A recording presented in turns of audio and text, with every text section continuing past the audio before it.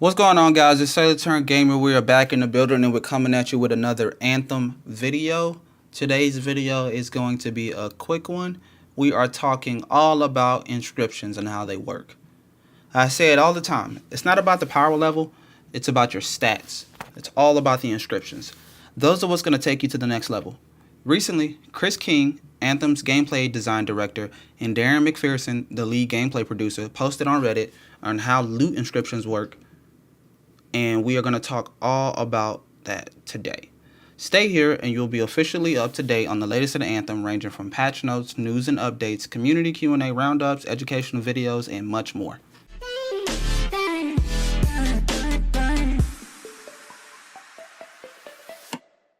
If you're new to the channel, I'm an up-and-coming content creator and I focus on creating educational videos for Anthem and Dauntless, a free-to-play action RPG. I also stream at twitch.tv/SailorturnGamer, link in the description box below if you ever want to catch us live. If you enjoy the video, please give it a like and a share, and join the fleet by hitting that sub button. Now let's get into the talk. Inscriptions are a random modifier that are applied to each loot upon creation.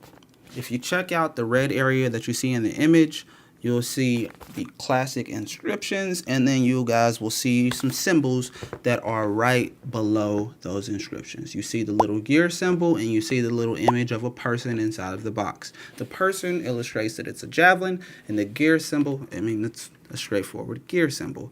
But the thing about how they work is if it is a gear symbol, those of you that don't know, that means that that bonus is only applied to that individual gear piece. If the stat has the little man or the little javelin, that means that that particular piece can be applied to your entire javelin. So as you guys see, you see that drop rate, that's going to apply to the entire stat pool of the javelin, but the weapon plus 15% damage, that's only going to apply to the Avenging Herald. So that's a little bit about how that works. Moving on. So how are inscriptions applied? Well, you have minor and major and epic level stats. Stats can roll to either be primary or secondary. Depending on how they roll will determine the impact of the inscription. The lower the tier, the lower the impact. The higher the tier, the higher the impact. Pretty straightforward. For example, let's say you have a minor primary stat that modifies your weapon damage, anywhere between, we'll say 5 and 25%. That same exact stat, if it rolled as a major or an epic level, that pool could increase anywhere between 25% and let's say 300%. It just depends on the quality of the stat roll. So the goal is to try to get epic level stats. That is the real grind. So you guys see this awesome chart as you see here. That awesome chart is just displaying the possible gear drops that are in the game. It's a pretty straightforward chart, and it's letting you know the types of stat rolls you can actually get on those gears. So most players right now, if you're playing the game, you probably got a full set of Masterworks, or you probably got some Masterworks implemented in your build, and that means you'll be able to get major stat lines for both of those. Now, those of you that are out there getting real lucky, getting your luck all the way up and getting those legendary drops, you guys are the ones with the epic level stats.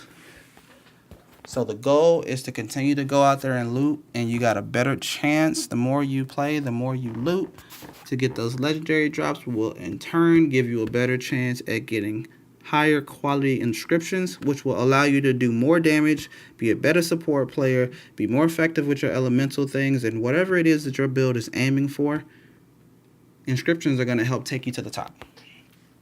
I'll be leaving a link to everything we're discussing in the video, and you guys can find this exact chart with that link, and you can check that out for yourself as well. I know it's a lot to take all in at once if this is the first time you're being exposed to this particular topic. Expect another video in the future where I'll begin to dive in a little deeper with the stats and the inscriptions with a different style of inscription breakdowns. As for what's next, the developers talked about bumping the ranges of some of the inscription rolls so that players don't get things like 1% damage. They also spoke about increasing the inscription pools on a per item basis, Basically because right now the game is filled with this huge pool of possible stat rolls for everything in the game.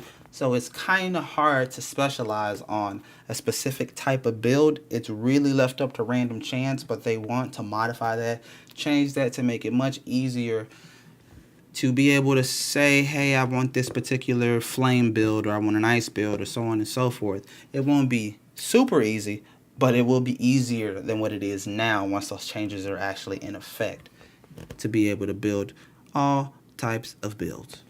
When those changes actually do come into effect, no need to worry. I will cover that, and you guys can stay tuned to enjoy that particular video whenever that releases. I'm looking forward to improvements in the game. Every time we get a little whiff of an improvement, I get excited.